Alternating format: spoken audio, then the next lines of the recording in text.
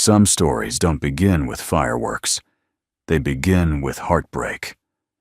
On a cold Norfolk evening, a Navy admiral sits alone at a diner booth, moments after being humiliated on a blind date, rejected for being too fat.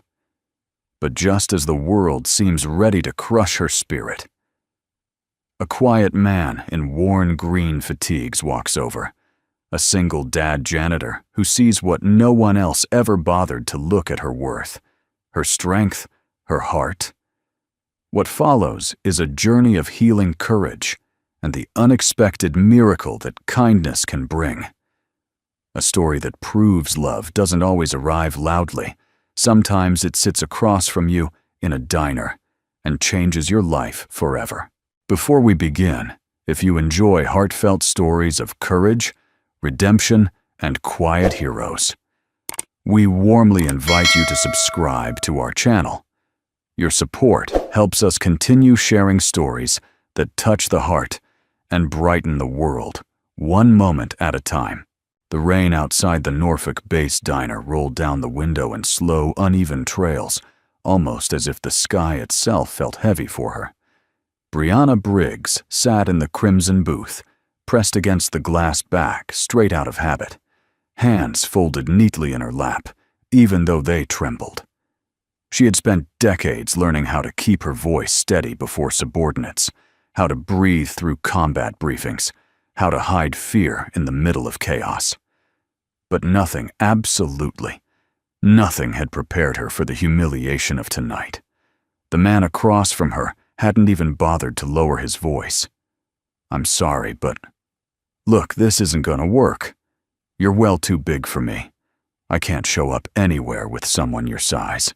People already talk." He said it casually, carelessly, like commenting on the weather. A few forks clinked. A couple paused mid-conversation. The diner wasn't loud enough to drown out cruelty. Brianna felt something inside her chest pull tight like a seam tearing. She swallowed hard, her cheeks heating as if someone had pressed a match against her skin. Not because she didn't know she was heavier than she used to be. She had mirrors. She had uniforms that fit too snugly around the waist. But because he said it with that tone. That dismissive, condescending tone she knew too well in the Navy, the "you don't belong in the room" tone. And she wasn't even wearing her uniform. She had chosen a simple navy blue dress tonight. Soft, feminine, not something that screamed Admiral Briggs. She wanted for one small evening to be a woman first and a leader second. Instead, she was a target. Her date pushed back, his chair stood up and walked away without a backward glance. Just like that. No apology, no decency, no awareness that her heart was beating so hard she could barely hear herself breathe. Brianna stared down at the plate of untouched pasta, the steam now fading just like her resolve. She blinked rapidly, trying to force back the tears gathering at the corners of her eyes. Not here. Not where anyone could see. Not where her guards, officers, sailors, so many young faces who needed her to be strong, might walk in. But tears don't follow orders. The first drop fell onto the white tablecloth, blooming into a tiny circle of grief. She quickly wiped her cheek, hoping no one noticed. But the diner had grown too quiet. She could feel glances sliding toward her curiosity, pity, judgment, each one sinking deeper into her ribs. Her throat tightened. She looked out the window, pretending to admire the blurred neon lights. Anything to avoid meeting another pair of eyes. Anything to avoid looking like the wounded woman she was. What a mistake, she whispered to herself. Coming here, trying to date again, letting herself hope. She shouldn't have hoped. And she definitely shouldn't have tried to believe she was still someone a man could want. Her fingers curled around the napkin on her lap, gripping it like a lifeline. She took a shaky breath, trying to summon the version of herself who had briefed admirals, commanded thousands, led disaster relief missions, with a voice that never shook. But tonight, she wasn't Admiral Brianna Briggs. Tonight she was just a woman sitting alone in a diner, wondering when she had stopped being enough. Then soft footsteps behind her. Not hurried, not hesitant. Not the awkward shuffle of someone who wanted to look but not approach. These footsteps were gentle, approaching with a kind of quiet purpose she hadn't felt in a long, long time. "Ma'am," a warm voice said from behind her. "Is it okay if I—" "Sit for a moment." Brianna blinked, startled. She turned slowly. A man stood there, tall, in worn olive-green work fatigues that had clearly seen better days. His dark hair fell in soft waves to his shoulders, and his eyes, steady, observant, held an unexpected mix of gentleness and strength. His ID badge wasn't flashy Kane Carter maintenance crew. A janitor. A janitor at the Norfolk Naval Base. He wasn't supposed to be extraordinary. He wasn't supposed to look at her with that expression, as if he saw her. Really saw her, not the oversized dress, or the tear-streaked cheeks, or the ruined date. And yet, here he was. "I'm sorry," Brianna managed, straightening in her seat out of instinct. I'm fine." "Really?" Kane didn't move. "You don't look fine." His voice was calm, steady, but never intrusive. He wasn't pitying her. He wasn't judging her. He was offering something much rarer. Human kindness. Brianna felt her chest tighten a different kind of ache now. "I don't want to take your time." He slowly pulled out the chair across from her, not sitting yet, just holding it with a courtesy she hadn't experienced in far too long. "You wouldn't be," he said softly. "But if you want me to leave, I will." She studied his face. Not the handsome kind from magazines. Not the polished confidence of Navy captains or successful men she had met. Kane had a different kind of presence, quiet, grounded, as if life had handed him storms, and he had simply learned to stand steady in the rain. A strange calm washed over her. "Please," she whispered, surprising herself. "Stay." Kane nodded once and sat down. The diner didn't go silent this time. It softened. Conversations rose again. Forks clinked. Life resumed. But the air around their booth felt different. Warmer. Safer. Brianna tried to speak, but the words tangled in her throat. "I don't know why I'm crying," she lied, wiping her cheek again. Kane didn't call her out. Didn't push. Whatever the reason is, he said no one should face it alone. His voice was simple, but the sincerity behind it cut through every wall she had tried to build tonight. Brianna looked at him. Really looked, and something inside her shifted just slightly, like the first crack of light under a heavy door. Little did she know, this quiet man with tired hands and a gentle gaze was about to rewrite her entire life. The chair Kane pulled out made a soft scraping sound against the floor, gentle, intentional, the opposite of the harshness Brianna had endured moments earlier. He eased into the seat like someone who didn't want to take up too much space in the world. His posture was relaxed, but his eyes were alert, quietly reading the emotional wreckage she was trying so desperately to hide. For a few seconds, neither of them spoke. It wasn't an awkward silence. It was a healing one. As if Kane understood that sometimes before words can land, a person needs space to breathe again. He folded his calloused hands on the table, careful not to touch her utensils or invade her personal space. "I'm Kane," he said, simply. His voice warm but steady.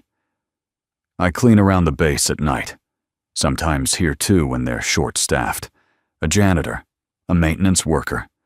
A man no one in the uniformed world ever really noticed unless something broke.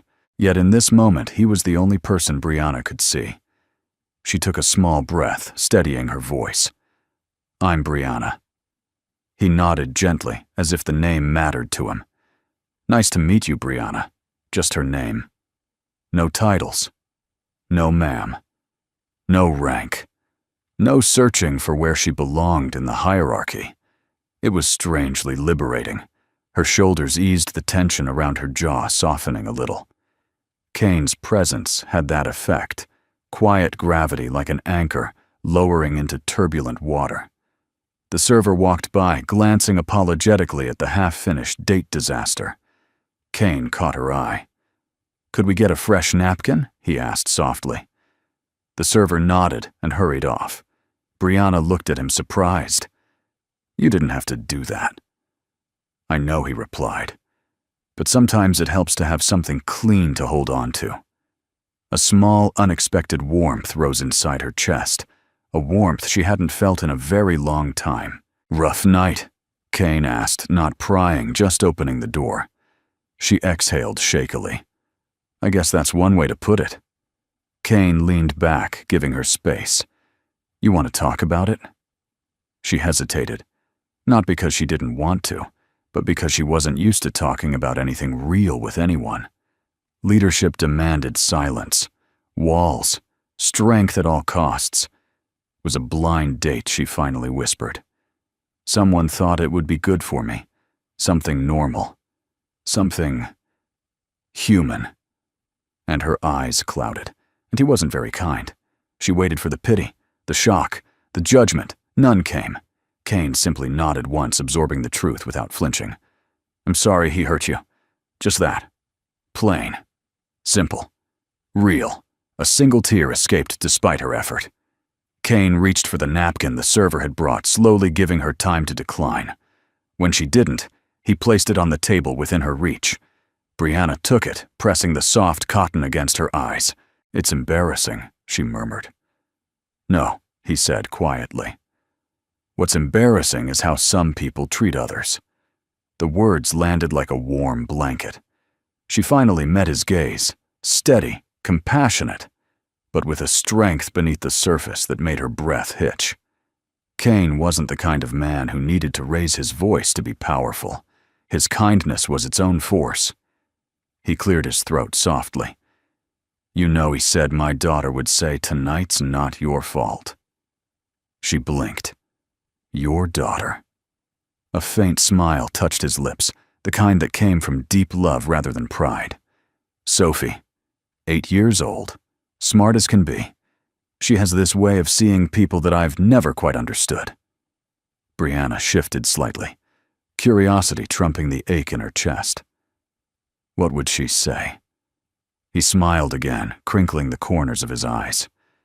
She'd say that some people don't know how to recognize a treasure, even when it's sitting right in front of them. Something inside Brianna cracked softly, gently.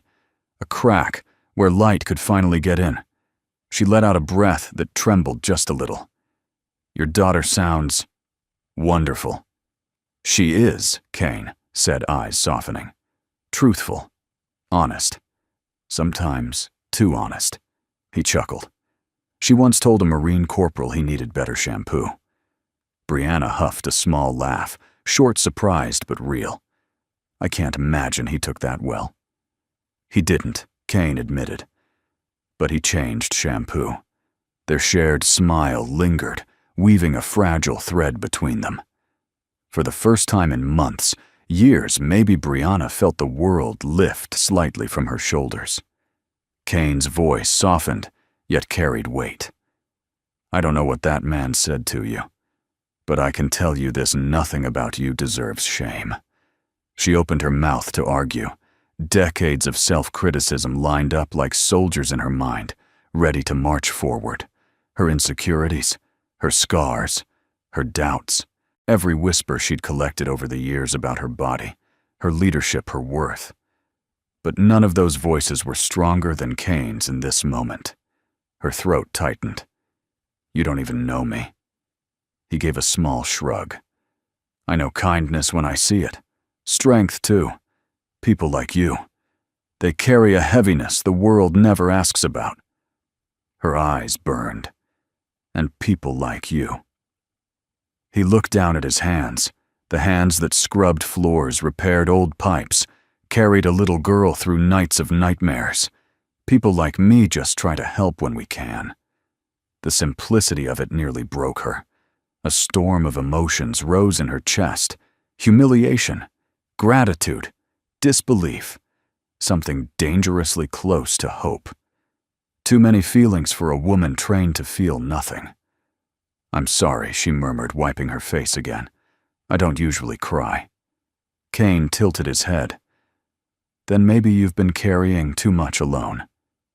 The sentence hit her like truth she wasn't ready for.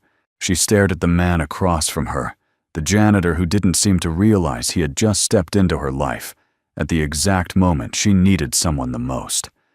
For reasons she didn't understand, she whispered, "Thank you, Kane." He nodded, slow and sincere. "Any time, Brianna." Outside, the rain softened. Inside, something else softened too. And neither of them realized that this quiet conversation, this small act of kindness, was about to alter the entire trajectory of their lives. The diner had begun to settle back into its late evening rhythm plates, clinking soft jazz, humming faintly from the old wall speakers, the smell of coffee and warm bread drifting through the air. But at the small corner booth by the window, time felt different, slower, as if the world had granted Brianna and Kane a pocket of quiet no one else could enter. The worst of her tears had dried. Her breathing had steadied, but the ache, deep and stubborn, still lingered beneath her ribs. Kane didn't push. He didn't ask what the man said. He didn't demand she explain her pain. Instead, he gave her the greatest gift a stranger could give: patience. He sat with hands loosely folded, gaze, gentle posture open. A quiet presence, not crowding, not intruding, just there. And somehow that steadiness invited words out of her she hadn't planned to speak. "Do you ever feel," Brianna began cautiously, "like people think they know you? But they don't." "Not really." Kane's eyebrows lifted slightly, not in surprise, but in something closer to recognition. "Every day." His answer came so simply that it disarmed her. She studied him, his tired eyes, his rugged hands, the faint exhaustion etched beneath his calm exterior. "Because you're a janitor?" she asked softly. He gave a one-shoulder shrug. "People make assumptions. It's easier for them than asking questions." She didn't miss the flicker of something deeper behind his eyes. A history. A weight. A world he wasn't ready to put into words. "You weren't always a janitor," she said quietly. It wasn't a question. It was an understanding. Kane didn't look startled, only thoughtful, as though he'd expected her to see past the uniform sooner or later. "No," he admitted. "I wasn't." He didn't elaborate, and she didn't push. If he was waiting for her to ask, she wouldn't. She knew too well the tenderness of private wounds. Instead, she shifted the spotlight back towards something lighter. "Tell me about your daughter," she said gently. Kane's face softened immediately, the edges of weariness melting away. "Sophie." His voice warmed. "She's everything." The way he said it, quiet, reverent, told Brianna more than any long explanation could. "How old is she?" she asked. 8. She's small but fierce, has this wild imagination and a heart about 3 sizes too big." A hint of pride pulled at his lips. "She talks to stray cats like they're old friends, says they understand her." Brianna smiled genuinely. "Sounds like she has a gift." "She does." His thumb brushed the edge of his coffee cup. "But she's been different since her mom passed. Shell-shocked, I guess. Still smiles, still laughs, but..." He shook his head softly. "She keeps parts of herself guarded." Brianna felt her heart twist. Kids grieve in ways adults don't see. Kane nodded.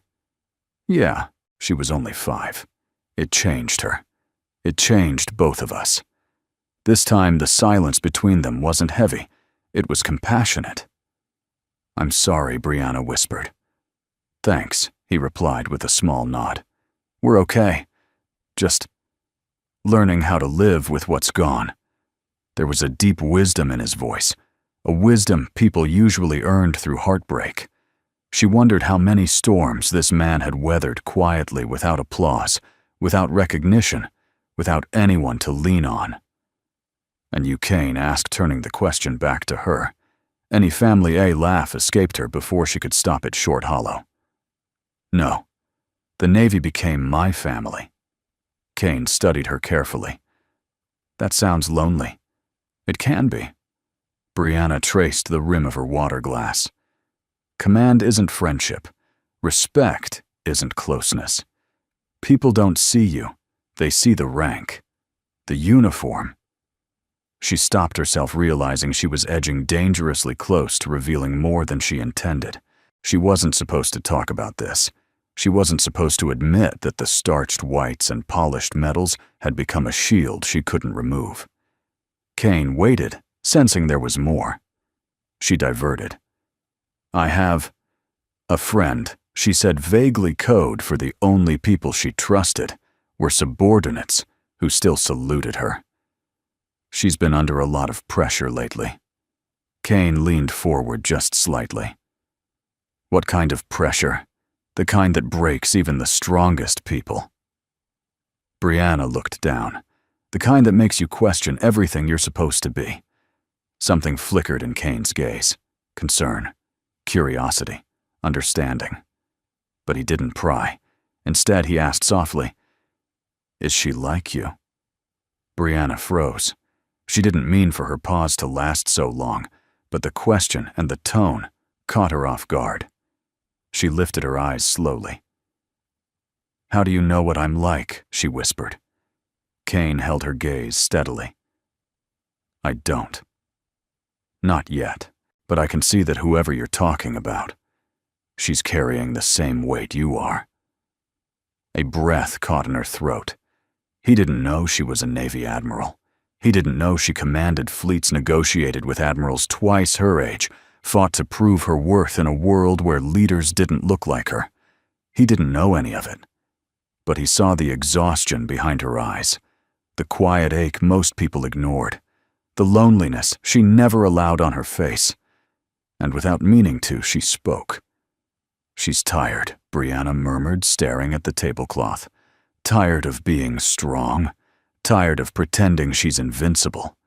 Tired of people expecting her to be perfect." Kane's jaw tightened, an empathetic reaction, not a judgment.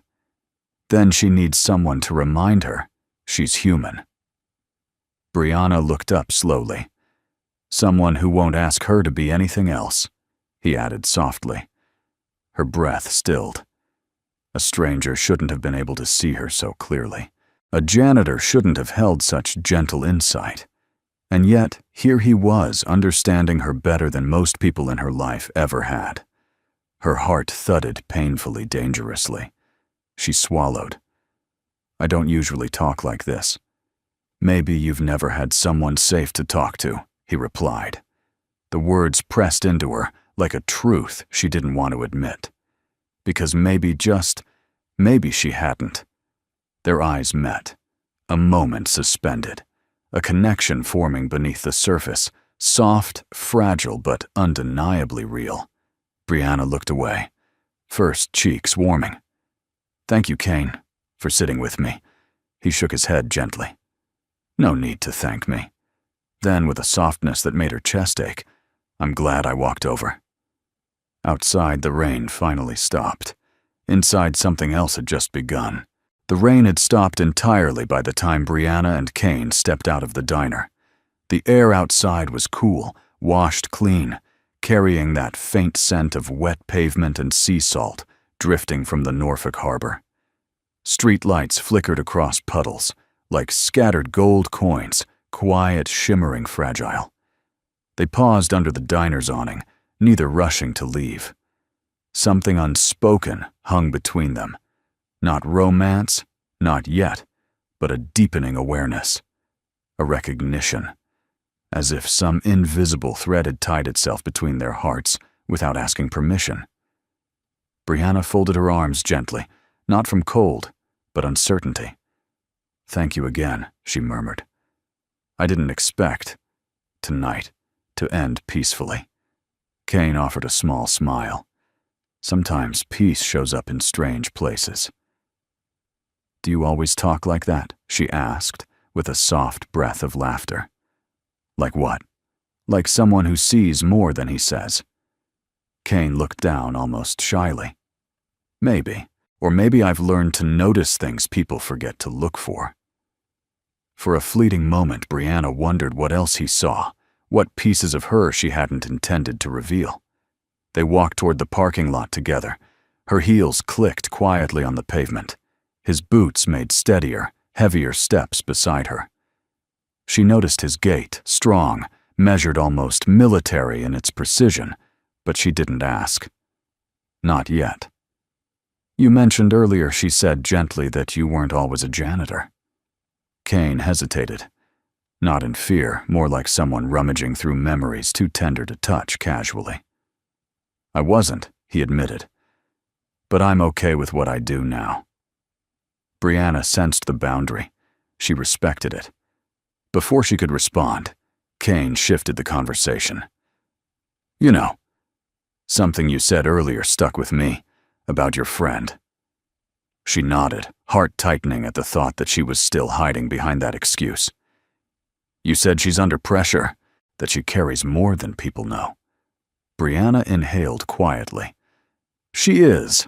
Kane walked a few steps in silence, then asked, Is she scared? The question dropped into her chest like a stone in deep water, honest, heavy sinking. Yes, Brianna whispered, but she doesn't admit it. Not to anyone. Maybe she doesn't have anyone she trusts enough, he said softly. That truth was sharper than she expected. It cut cleanly through her composure. Before she could reply, Kane slowed unexpectedly and looked out across the base wall in the distance. The floodlights along the fence shimmered in the mist. You know, he said, I once met someone like your friend. Brianna blinked, surprised. You did? Kane nodded. 5 years ago, during a rescue mission. Her heart stopped, not in fear, but in recognition. A rescue mission. 5 years ago. Norfolk sector. Her pulse skittered, but she kept her expression neutral. What happened? Kane exhaled, eyes distant. There was a storm off the Atlantic. A chopper went down on a return sweep and emergency landing that turned into something worse. I was part of a volunteer response unit back then, just helping where I could. When we reached the wreckage, I found a young female officer trapped under part of the cabin. Brianna froze. The memory slammed into her chest, sharp, vivid, undeniable. A storm. A crash. A young lieutenant who survived only because an unidentified responder had cut her free from the wreckage. A man she never saw again. A man whose name she never knew. Brianna swallowed hard. What? Was she like Kane's voice softened? Terrified, but brave, and trying not to show it. She looked away, eyes burning. Did she make it? She did. Barely. The medics took over once she was out. I never saw her again. Brianna felt her breath tremble. The officer he saved, the woman whose life he risked his own to protect, was one of her closest subordinates. Lieutenant Kara Jennings, a woman Brianna had mentored for years, a woman whose career and life continued only because a nameless man had stepped into a storm without hesitation. A janitor, she thought, a man no one would notice in a crowd, a man who saved lives and then disappeared back into the quiet. The thread between them tightened. You never told anyone, Brianna asked gently. Kane shrugged. Wasn't my story. I just helped who I could. Just helped. As if saving someone from wreckage was as routine as fixing a broken pipe. You're humble, she whispered. Too humble. He shook his head. Just realistic. But Brianna saw something deeper. Something more painful. A man who believed his worth ended where his paycheck did. A man who didn't see himself as heroic because life had taught him to shrink instead of shine. She wanted to say something, to tell him what he had done mattered. But her throat tightened. If she spoke now, she risked revealing who she really was. And she wasn't ready. Not tonight. Not like this. Kane, she said softly. That rescue, it wasn't nothing. You changed someone's life. He offered a small smile, sad, grateful, but distant. Maybe. But life has a funny way of balancing things out. What do you mean? Good things I've done haven't always brought good in return. Her heart squeezed. She didn't know his story yet, but she felt its shadows brushing against her already. They reached her car, sleek, discreet, government-issued. Kane's slowed hand slipping into his pockets. "I should let you get home," he said quietly. "Do you have a ride?" she asked. I walked. "I live close enough." She hesitated before opening her door. Something inside her, something tender and human, didn't want this moment to end. "Kane," she said softly. He turned. "Thank you," she whispered, "for everything tonight." He held her gaze, and the night air seemed to still around them. "You deserve kindness, Brianna," he said. "Don't let anyone convince you otherwise." The words, simple, sincere, hit deeper than any compliment she had ever received. For a moment, she stood there, absorbing the warmth of his presence, the gentleness in his eyes, the quiet strength he carried without noticing it himself. Then she got into her car, hands trembling slightly. As she drove away, she checked her mirror. Kane was still standing there, hands in pockets, watching the taillights fade like a man who didn't know he had just stepped into someone's destiny. The next morning, Naval Station Norfolk was already pulsing with movement long before sunrise. Trucks rolled across the tarmac, sailors hurried between buildings, with clipboards in hand, and the crisp, commanding echo of voices ricocheted along the steel corridors like a heartbeat. Inside the operations wing, every step, every order, every salute carried the weight of discipline and the unmistakable presence of authority. Because today, Admiral Brianna Briggs had returned, her white uniform starched perfectly. Metals aligned with surgical precision felt heavier than usual, not physically, emotionally. The fabric scratched against memories from the night before, memories that warmed her in ways she wasn't prepared for. Kane Carter's voice still echoed faintly in her mind. "You deserve kindness. Don't let anyone convince you otherwise." Her hands tightened on the stack of briefing folders she carried. She tried to push the thought aside. She had reports to review, officers to meet, cases to examine. She didn't have room, didn't dare make room for feelings. But something inside her had softened, fractured, opened. That frightened her most of all. By mid-afternoon, Brianna walked through the main concourse of the operations wing, the busiest, most exposed area of the base. Officers moved like threads in a tightly woven pattern. Every head seemed to turn when she passed. Some saluted too sharply, some avoided eye contact, some whispered behind clipped hands. The sting of humiliation from the blind date was still fresh in her bones. She didn't know how many people had heard. She didn't know how far the whispers had spread. And that uncertainty carved deep into her. She kept her chin high, her stride steady. A posture that said, "No, you cannot break me." But inside she felt brittle. Then across the concourse, pushing a maintenance cart stacked with cleaning supplies, she saw him. Kane. He was wiping down a steel railing, sleeves rolled to his forearms, hair tied loosely back. He was focused, deliberate, working with the quiet precision of someone who took pride in tasks others dismissed.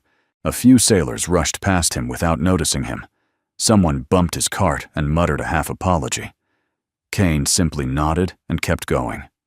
Not a complaint. Not a demand for recognition. Just steady, quiet perseverance. The kind of strength the world rarely applauds. Brianna slowed her steps. Her breath caught not from shock, but from something gentler. Something immediate. Something she didn't dare name. She felt a pull toward him she didn't understand. Kane turned, lifting his gaze, and froze. For a single heartbeat, the crowded hallway seemed to fall silent. His eyes widened, not in intimidation, but recognition, raw and startled. He took in her uniform, the medals, the 4 stars on her shoulders. The truth hit him like a lightning bolt. The woman he had comforted last night wasn't just Brianna. She was Admiral Brianna Briggs, the highest-ranking officer on the base. She saw the realization crash over him. His posture stiffened. The easy openness in his face shuddered behind a wall of disbelief, then insecurity. He stepped back instinctively, as if widening the distance could make the truth less heavy. Her heart sank. "Kane," she whispered, barely audible. He blinked through it, working, trying to reconcile 2 realities that didn't fit together.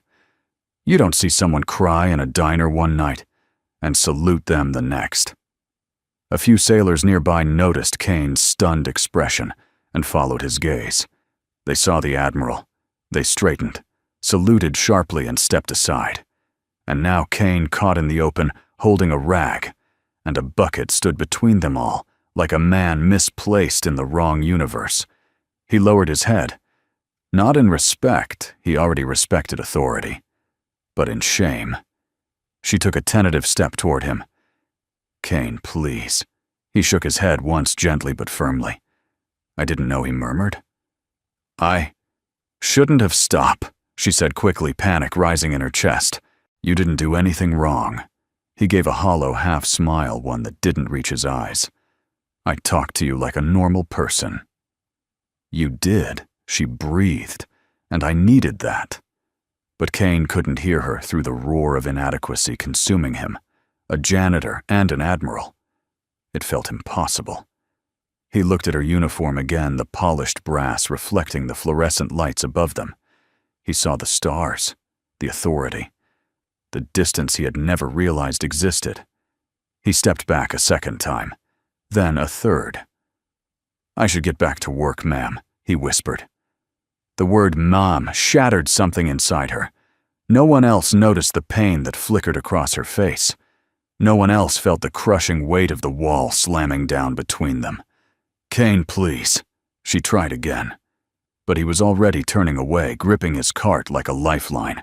His shoulders tightened, his jaw locked. He moved quickly, almost too quickly, down the hall, disappearing around a corner, leaving her standing alone, leaving her breathless in the middle of her own command, leaving her with a realization sharp enough to wound. She had just lost the first person who made her feel human in years. Officers resumed moving around her.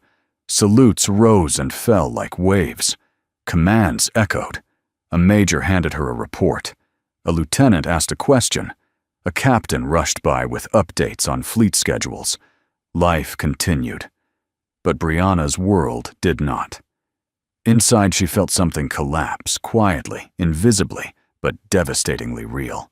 She forced herself to walk toward her office, to resume the mask of the Admiral, to pretend the sting in her chest was nothing more than exhaustion. But as the heavy door closed behind her, she pressed her hands against the desk and lowered her head. Her eyes burned, because last night she had let someone see her. And today, that someone had walked away, not out of rejection, but out of belief that he wasn't worthy to stand beside her. And that hurt more than the cruelest words spoken across a dinner table. By dawn the next morning, rumors had already begun to spread. Naval Station Norfolk was the largest naval base in the world, a steel labyrinth woven together with discipline, pride, and a constant hunger for information. But despite its size, gossip moved through it faster than any aircraft in the fleet. All it took was one sailor leaving the diner, one whispered retelling of a humiliating scene, one careless remark about weight and rejection. And suddenly, the story wasn't about a woman on a blind date. It became a story about Admiral Brianna Briggs, word twisted, stretched, distorted, passed from barracks to break rooms, from mess halls to hangars. Every retelling sharpened the cruelty until it cut like glass. Did you hear the Admiral got rejected because she's too fat? They say the guy walked out on her. She sat there alone, crying. A 4-star Admiral got humiliated in public. No one questioned how the details spread. No one wondered whether they were true. The higher a person stands, the easier it is to drag them down. By mid-morning, Brianna felt it. The glances, the sudden silence when she walked past, the stiff, overly formal salutes from officers who normally greeted her with relaxed respect. Her office, usually a sanctuary of order and purpose, felt colder today. She sat at her desk, reviewing fleet readiness reports, but the words blurred. Her uniform collar felt tighter. Her heartbeat felt louder. A knock at the door pulled her back. "Enter," she said. Rear Admiral Thompson stepped inside, silver-haired, sharp-eyed expression unreadable. 2 other senior officers followed. Brianna's stomach dropped. This wasn't a routine meeting. Admiral Briggs Thompson began taking a seat only when she gestured for him to. "We've received concerns." Her pulse quickened. Concerns about what? The senior officer cleared his throat. "Your public appearance last night." She froze. He continued, voice-stiff reports indicate you were involved in an emotional incident at a civilian establishment. It appears there were tears and possibly raised voices. Her face drained of color. It wasn't enough that her heart had been broken in private. Now it was being dissected in a briefing room. "I was off duty," she replied, keeping her tone controlled. "A personal matter." Thompson exchanged glances with the others. Unfortunately, Admiral personal matters become public when they occur in uniformed communities, especially at establishments next to base. "I wasn't in uniform," she countered sharply. "But you were recognized," Thompson said. "And the story has reached command." A wave of humiliation crashed over her. Her palms went cold. "Command?" she whispered. Thompson sighed heavily, almost apologetically. "Admiral Pierce wants to know if you're fit to maintain command under this emotional strain." Emotional strain. As if being humiliated publicly meant she was unstable. As if one moment of vulnerability erased years of flawless service. "I am perfectly capable," Brianna replied, voice dangerously calm. "We don't doubt your skills," Thompson said gently. "But if the media catches wind of this," her head snapped up. "The media whispers travel," he said simply. "People love sensational stories. And a 4-star admiral crying in public enough." Her voice cut through the air like a blade. "You came here to question my leadership because someone insulted me on a date." "No," Thompson replied. "We came because perception matters. And right now, perception is compromised." A silence settled over the room, humiliating, unfair, and deeply, deeply painful. "Is there anything else?" Brianna asked tightly. Thompson hesitated. "There are also concerns about your personal interactions with civilian base workers." Her heart stilled. "Kane," she whispered before she could stop herself. The moment his name slipped out, she knew she'd made a mistake. Thompson's eyebrows rose. "So you do know him?" Brianna closed her eyes briefly. "He was a bystander. He offered support." She didn't explain the situation further. She didn't dare. "We're not suggesting misconduct," Thompson clarified, "but fraternization concerns have been raised. A base admiral seen with a janitor raises questions. Optics matter. Optics. Rank, image, politics.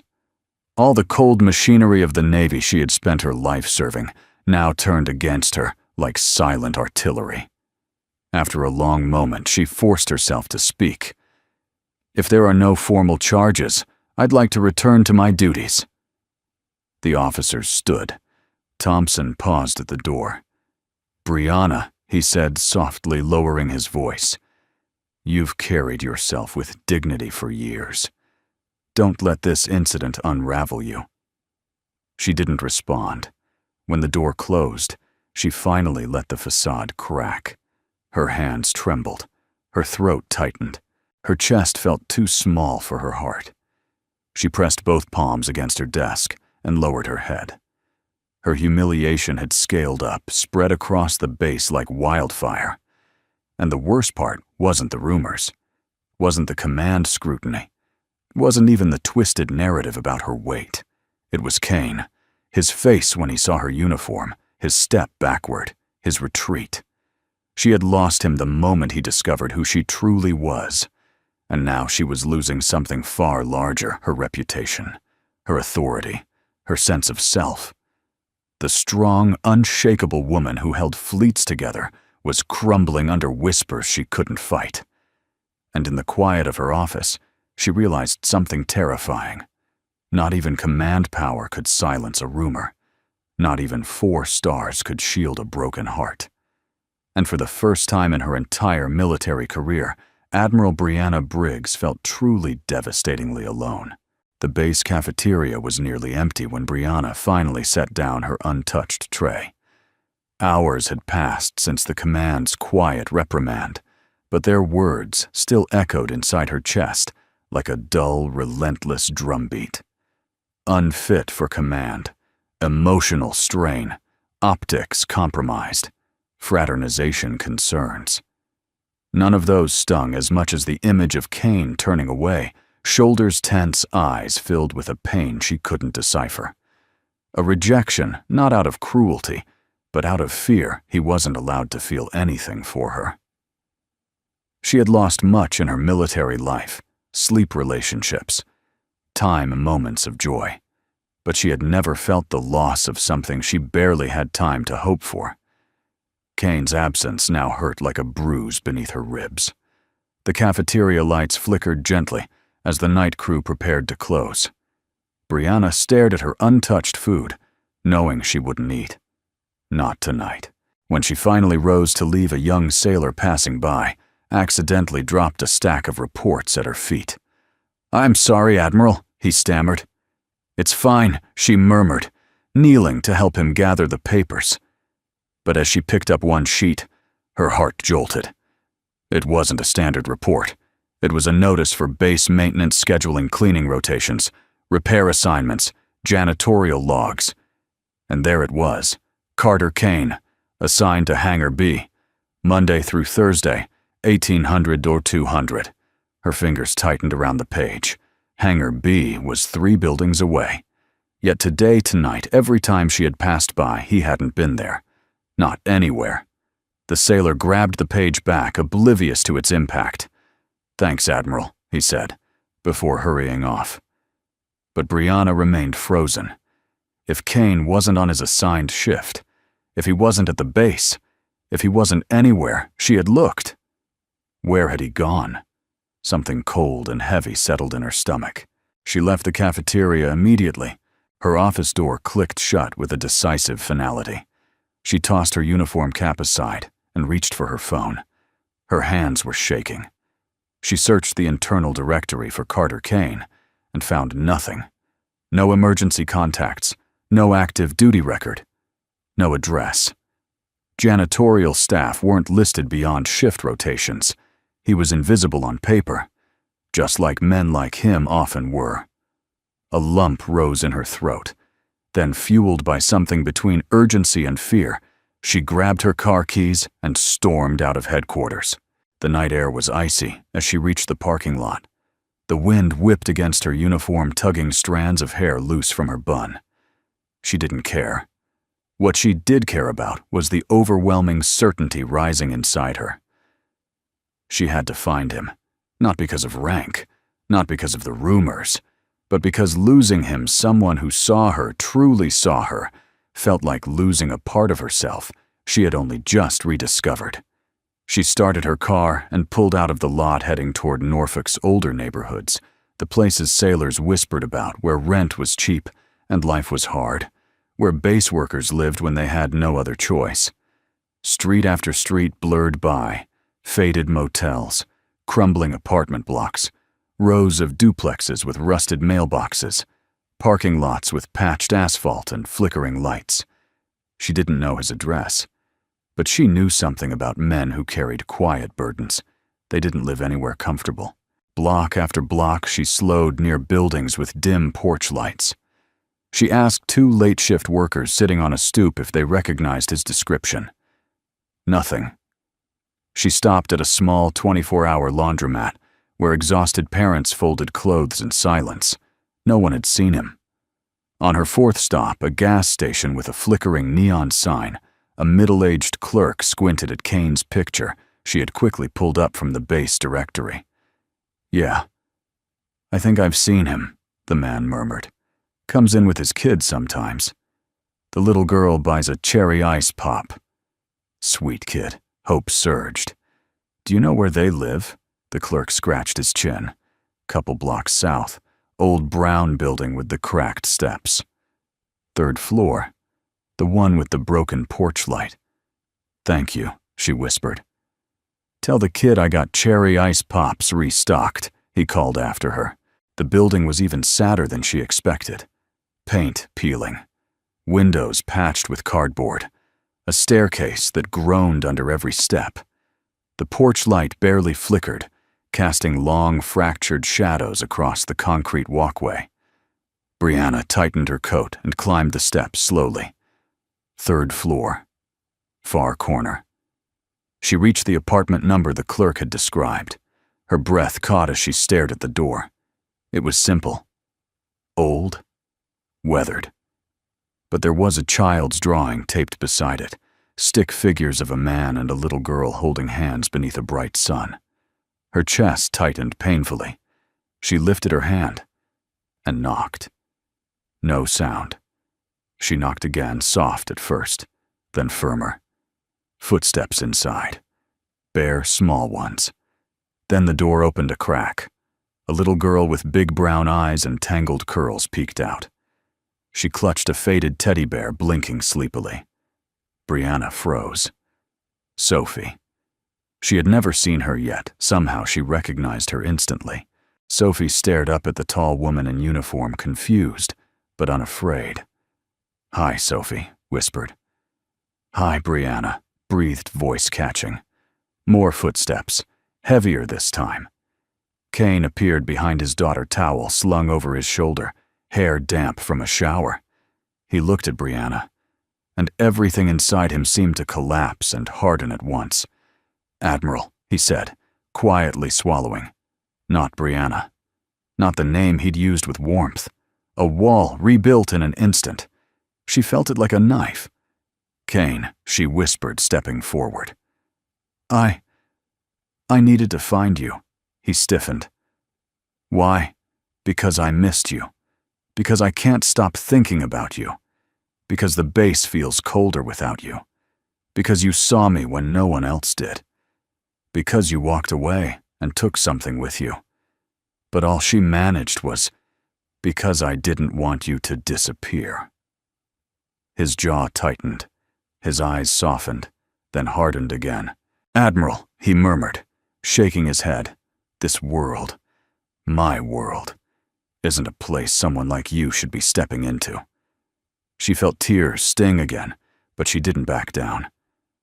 "I'm not here as an admiral," she whispered. "I'm here as the woman you sat with last night."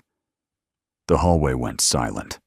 Kane exhaled, a long, trembling breath. Sophie peeked from behind him and whispered, "Daddy." Hushi Kane didn't answer, but Brianna did softly, kneeling to the child's height. "I'm someone who cares that you're both okay." When she looked up again, her eyes met Kane's, and there was no rank between them. Only two lives colliding, because destiny left them no choice. For a long moment, none of them moved. The dim hallway light flickered overhead, casting uneven shadows that stretched across the narrow apartment landing. Sophie's small fingers clutched her teddy bear tighter, her curious eyes shifting between her father and the woman kneeling before her. Kane swallowed hard. The tension in his shoulders was unmistakable, protective, guarded and conflicted all at once. "Daddy," Sophie whispered again, tugging at his hand. She looked sad. Brianna's breath hitched. Children saw what adults ignored. Kane gently placed a steadying hand on Sophie's shoulder. "Sweetheart, Can you go inside for a minute? I'll be right behind you."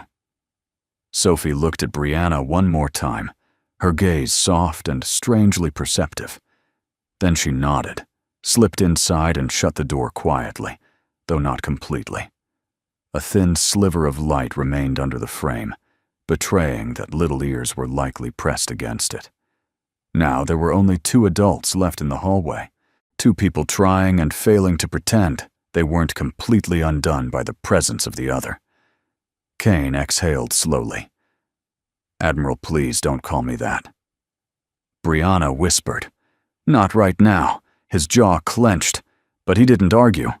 Not yet. She stood brushing off her uniform with trembling hands.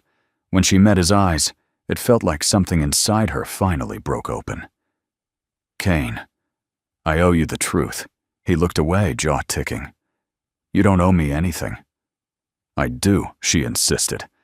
"Last night you saw me as a person, not a rank, not a uniform, but someone who was hurting. You didn't know who I was, yet you offered me kindness anyway." His eyes flicked back to her wounded, uncertain. "And today," she continued, voice trembling, "when you realized who I was, you walked away. Not because you didn't care, but because you thought you weren't allowed to." Kane flinched, her voice softened. "You thought you weren't enough." He inhaled sharply as if struck. "I didn't want to overwhelm you," she said. "I didn't want to confuse you. So I hid behind half-truths. I said I had a friend under pressure when I was talking about myself. I didn't tell you who I was, because I didn't want you to see the Admiral. I wanted you to see me." Her hands tightened at her sides. And I was wrong. Kane's expression shifted pain first, then confusion, then something like disbelief. "You should have told me," he whispered. "I know," she admitted. "I was afraid. People treat me differently when they know who I am. They don't look at me the way you did last night." Kane's chest rose and fell in a tight rhythm. "I talked to you like a person because that's what you were. But when I saw the uniform," his voice wavered. "I felt stupid, like a man completely out of his depth." "You weren't," she said quickly. "I'm a janitor, Brianna." He shook his head. "A man barely getting by.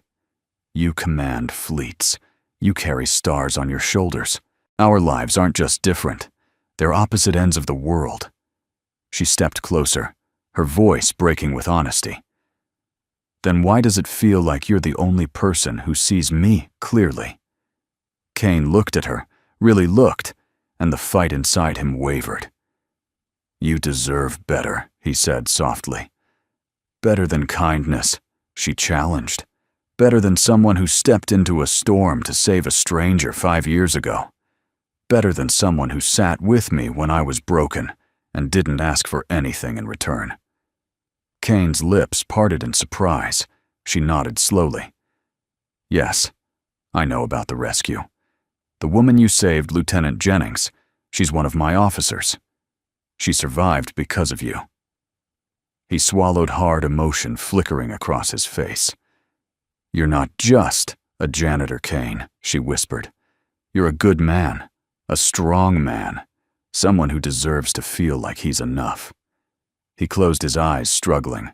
"And Sophie?" Brianna continued gently.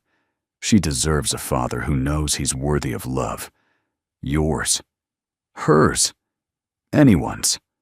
At the sound of her daughter's name, Kane's resolve cracked. Finally, he spoke quiet, raw.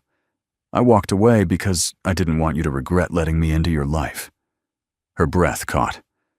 "And I walked into this building tonight because losing you terrified me more than any rumor, any command meeting, any uniform regulation ever could." The hallway filled with silence, thick, trembling, intimate. Then Kane stepped closer. Just one step, but it felt like a leap. "I'm scared, Brianna," he murmured. "Scared you'll see what my life really looks like. The mess, the struggles, the nights I fight to keep Sophie fed, happy, safe. I'm scared I'll pull you into a world that's beneath you." her eyes filled with tears she didn't bother to hide. "Then let me be scared with you," she whispered. Kane's breath faltered. "Let me decide where I stand," she said. "Let me decide who I care about. Because right now, Kane Carter, I care about you. And I care about your daughter. And I'm standing in this hallway because I refuse to let fear make that decision for us." The words hung in the air, tender, trembling true. Kane stared at her emotions warring inside him. Then his face softened, his shoulders relaxed. "Brianna," he whispered, voice breaking.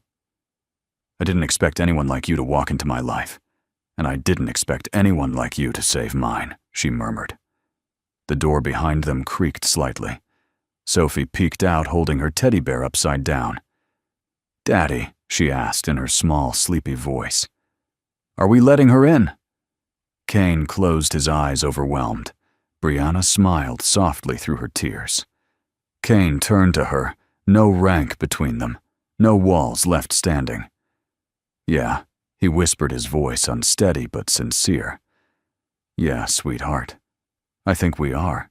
As Sophie stepped aside, Brianna crossed the threshold into their small, worn apartment, into their world. And for the first time in years, she felt like she was walking into something that might just be the beginning of home. The moment Brianna stepped into Kane's apartment, she understood more about him than hours of conversation could ever reveal. The space was small, much smaller than anything she'd ever lived in, but overwhelmingly warm. The kind of warmth that wasn't bought with money, but built through love and survival. A second-hand couch sat against the wall, its cushions slightly sunken. A tiny kitchen with mismatched plates and a fridge covered in Sophie's drawings stood to the left. Toys were scattered across the floor, wooden blocks, a few plastic horses, a puzzle half finished. It was humble, imperfect, a little chaotic, but it felt alive. Sophie trotted ahead proudly, her teddy bear swinging by one leg. "We don't have a lot," she said earnestly, "but Daddy makes pancakes that taste like real pancakes, not the ones from the box." Kane exhaled, embarrassed. "Sophie." "It's okay," Brianna said softly, her lips curving. "I like real pancakes." Sophie grinned so widely it nearly knocked the breath from Brianna's chest. The little girl darted to the coffee table and picked up a crayon drawing. "Look, I made this for Daddy. It's us at the beach. I gave him muscles because he's strong." She held it up proudly, and Brianna's heart melted. Kane cleared his throat. "Sophie, honey, can you give Daddy and Brianna a moment to talk?"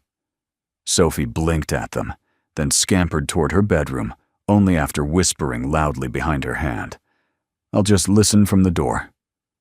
Kane let out a helpless sigh. She gets that from her mother. Brianna smiled. The curiosity. The honesty, he said, eyes softening. They stood quietly for a moment, the apartment humming with a fragile new energy, uncertainty, hope, fear, possibility.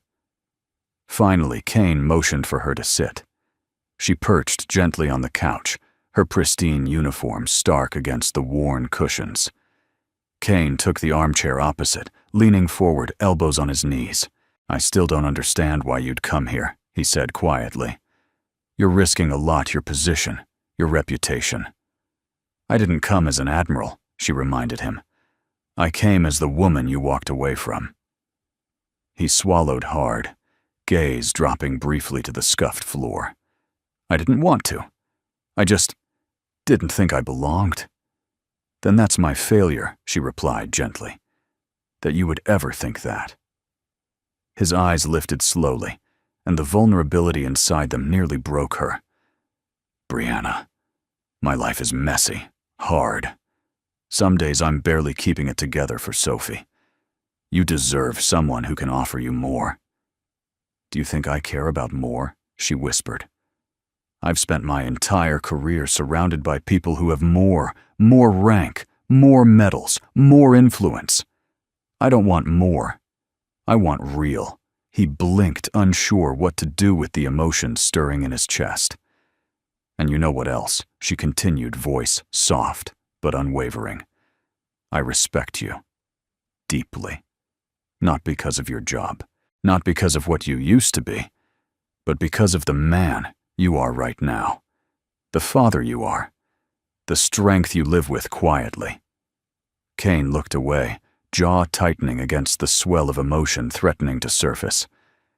After a long moment, he asked quietly, "Can I tell you something I've never said to anyone in command?" She nodded. "I'm ashamed," he murmured. "Not of the work I do, but of the fact that life cornered me into it. I used to think I'd build something better for Sophie, something stable, something proud." "You did build something proud," she said gently. He shook his head. "It doesn't feel that way." "Kane, she adores you. She sees you as her hero. And after spending 5 minutes with her, I can see why." His expression crumpled just slightly, but enough. Before the moment grew too heavy, a soft knock sounded from Sophie's door, followed by a whisper. "Daddy, can she stay for dinner? I made pretend spaghetti." Kane closed his eyes and huffed a quiet, helpless laugh. "She's not subtle." "I don't mind," Brianna said, smiling. Sophie opened the door immediately, as if she'd been waiting for permission. "I heard that you don't," Kane murmured. Sophie bounded over, tugging on Brianna's sleeve. "You can sit next to me. Daddy makes the best pretend spaghetti with real water and imaginary meatballs." Brianna laughed fully freely, a sound she hadn't heard from herself in years. "That sounds delicious." As Sophie ran toward the kitchen to prepare her dish, Kane watched Brianna with an expression he didn't try to hide this time. Grateful. Soft. Uncertain. Hopeful. "Thank you," he whispered, "for being gentle with her. She's easy to love," Brianna said simply. Something shifted, then subtle but powerful, like the first tremor before an earthquake of the heart. Kane stood and moved toward the tiny kitchenette, pulling out a pan and turning on the stove. "I can make real spaghetti," he said over his shoulder. "If you're hungry." "Starving," Brianna replied. As he cooked, moving with practiced ease, stirring sauce-boiling noodles, she watched him. The domestic rhythm felt strangely intimate, grounding. A man who worked through the night, still preparing a meal with care. A father who smiled when his daughter hummed off-key beside him. This was the kind of life she'd never known, one she didn't realize she'd longed for. Halfway through stirring the sauce, Kane finally spoke again. "You know, some people on base won't be happy about this. I know. They'll talk. They already do." He stirred the sauce slowly. "It might cause trouble." She stepped closer, her voice a soft anchor. "Kane, everything worth having causes trouble." He turned to her then, and for the first time since they met, something inside his chest unlocked, something deep, unguarded, aching for connection. Before he could speak, a crash sounded behind them. Sophie had dropped her spoon. "Oops," she chirped. The moment broke, but not the bond forming between them. Later, as they sat around the tiny table, real spaghetti on adult plates, imaginary spaghetti on Sophie's plastic dish, Brianna felt something startling settle inside her. Peace. Belonging. The first hints of a family. And she knew deep in her heart, whatever storms were coming, she would face them alongside the man who unknowingly saved a lieutenant 5 years ago, and had just begun to save her too. The winter wind cut sharply across the Norfolk piers, tearing through flags and tugging at uniform collars. The sky was the color of steel, cold, heavy, unforgiving. Sailors hurried across the base boots, thudding against concrete radios, crackling with clipped orders. But inside the administrative wing, the air was colder still, because Admiral Brianna Briggs had just been relieved of command, temporarily. Pending review. Pending assessment of emotional stability. Pending resolution of public image concerns. All words that meant the same thing. "We don't trust you right now." Brianna sat alone at the long ivory table in the command conference room, her hands clasped tightly in her lap. The 4 stars on her shoulders felt heavier than lead. She kept her gaze straight ahead, refusing to let anyone see the devastation simmering underneath. Rear Admiral Pierce had delivered the news with sterile efficiency. "Until the investigation concludes, you are removed from active command. This is not punitive, but necessary." Brianna had nodded once, steady controlled. But when Pierce left and the door shut with a soft, merciless click, the silence swallowed her whole. She had given the Navy her life, her youth, her joy, her heart, and now it all sat suspended, bleeding quietly inside a room where no one would ever see. Her breath trembled. "I did everything right," she whispered. "Everything." Her voice cracked on the last word. No one was there to hear it. Outside the building, 2 figures stood shivering near the entrance. One tall, one small. Kane Carter adjusted the zipper of his worn jacket, glancing anxiously at the doors. Beside him, Sophie hugged her stuffed, Teddy-close breath, puffing out in soft clouds. "Daddy?" she asked quietly. "Is she crying?" Kane swallowed. "I don't know." But he feared it. He feared it because he had seen Brianna fight 100 silent battles behind her eyes. Because he had felt the tremor in her voice last night as she tucked Sophie in after dinner. Because he had seen the command bulletin leaked by a spiteful junior officer claiming she was unstable, emotional, unfit. Because he knew how powerful people could be when they chose cruelty. He wasn't supposed to be here. Janitorial staff didn't belong outside command buildings unless they were cleaning them, and certainly not waiting to confront admirals. But this wasn't about rank. This wasn't about rules. This was about her. And the moment Kane learned she had been temporarily removed from command, something inside him snapped with quiet determination. "I'm not letting her face this alone," he murmured. Sophie squeezed his hand, nodding fiercely. "We're a team. A team." His little girl always had a way of simplifying truth. Inside the conference room, Brianna stared down at the folded letter of temporary removal. Her vision blurred, but she refused to let tears fall. Not here. Not in uniform. Not where cameras might catch. Then 3 soft knocks. She stiffened. I said I need a moment. The door opened anyway. Sophie Brianna gasped. The little girl rushed across the room and wrapped her arms around Brianna's waist, squeezing tight. Her teddy bear dangled behind her like a tiny witness. Brianna froze. Shocked, confused, overwhelmed. "Sophie, sweetheart, what are you?" Then Kane stepped into the room. No hesitation. No fear. Just steady, quiet resolve. "Brianna," he said softly. At the sound of his voice, her composure cracked. One tear escaped, just one, but it was enough to undo her entirely. She stood abruptly, wiping her cheek. "You can't be here." "This is a restricted, I don't care," Kane interrupted gently. "You shouldn't be alone right now." Her breath caught, but he wasn't finished. "Brianna, listen to me." He crossed the room, stopping just a foot away, close enough she could feel the warmth of him, the sincerity radiating off his tired eyes. "I know what they're saying. I've heard the rumors. And I know they're using your pain against you." She flinched.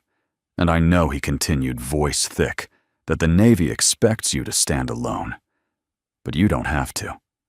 She closed her eyes, her chin trembling. "You have me," Kane whispered.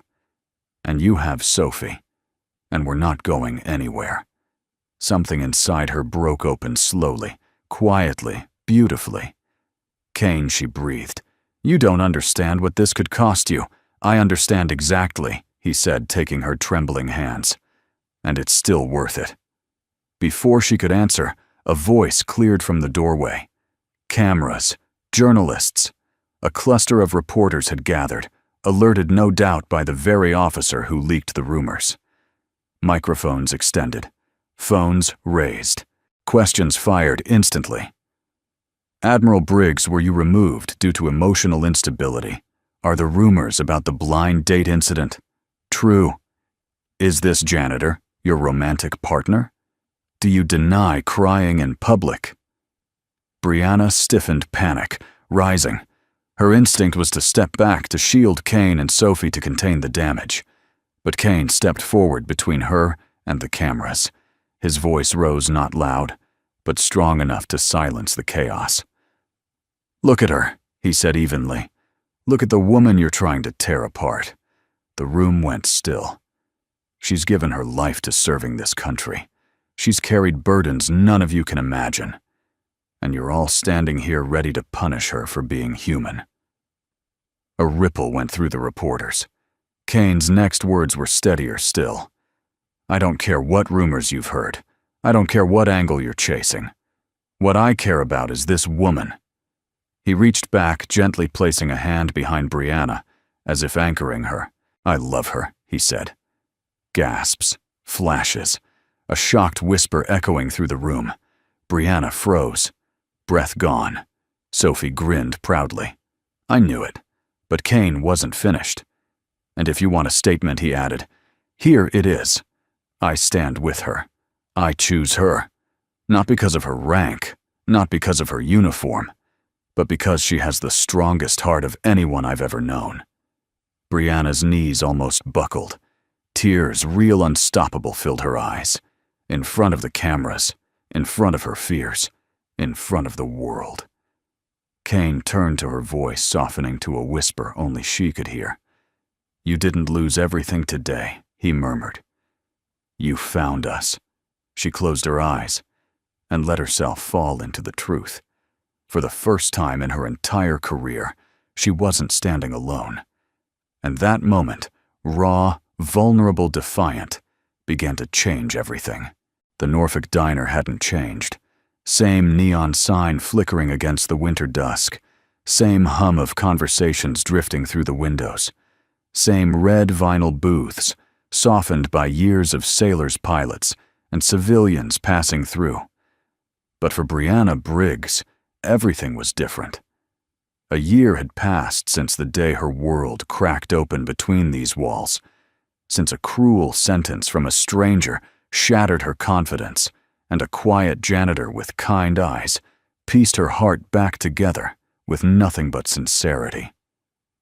A year since Kane's declaration of love silenced an entire room of reporters and quietly rewrote the nation's perception of vulnerability, leadership, and worth.